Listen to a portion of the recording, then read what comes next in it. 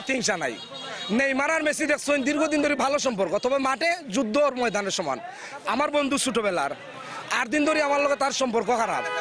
খেলা আরম্ভ হয়েছে, বিদা বিচারা আর্জেন্টিনা করে, আমি ব্রাজিল করি, শর্মাই আর না ব্রাজিল বিচারা আমি লোকে আনছি, অনুসরণ করছি। 4 বছর পর পর যখন ওয়ার্ল্ড কাপ শুরু হয়, তা আমরা শ্রীমঙ্গলে ব্রাজিল ফ্যান যারা আছি, সর্বোচ্চ শ্রীমঙ্গলেই ব্রাজিল ফ্যান। আমাদের শ্রীমঙ্গলের সর্বোচ্চ ফ্যান হচ্ছে ব্রাজিলের ফ্যান। আমরা প্রতি বছর আমাদের বন্ধু বান্ধব এবং আমাদের ব্রাজিলের যারা আছে, যারা ফ্যান, সবাই আমরা একত্রিত হই। আমরা মোটরসাইকেল, পায়ে হেঁটে, গাড়ির মাধ্যমে শোডাউন আমরা করি। আমরা ব্রাজিলকে সাপোর্ট করি।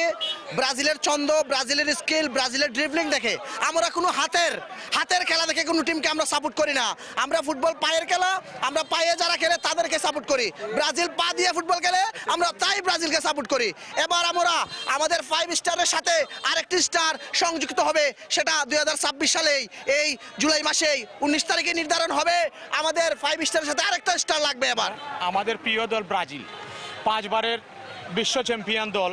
আমরা এবারও আশাবাদী 2026-এর যে বিশ্বকাপ, এটা আমাদের দলই নেবে এবং আমরা এটাই আশা করব আমাদের দল চ্যাম্পিয়ন হবে। ব্রাজিল একটা অনুভূতির নাম। আমরা ব্রাজিল সমর্থক যারা এতবার পিছপা হয়েও কিন্তু আমরা আশা ছাড়িনি। নেইমার বারবার তার পা ভেঙে গিয়েছে, কিন্তু আমরা আশা ছাড়িনি যে নেইমার বিশ্বকাপ নেবে না।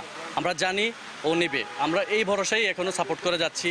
আমার বিশ্বাস ব্রাজিল এবার ব্যালেন্স টিম নিয়ে মাঠে নামবে এবং বিশ্বকাপের প্রতিটি ম্যাচই জিতবে।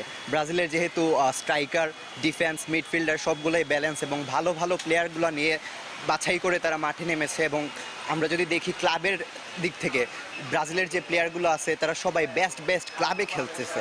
সো আমার বিশ্বাস এইবার ব্রাজিল তার বেস্ট পারফরমেন্স দিবে এবং মিশন হেক্সা কমপ্লিট হবে।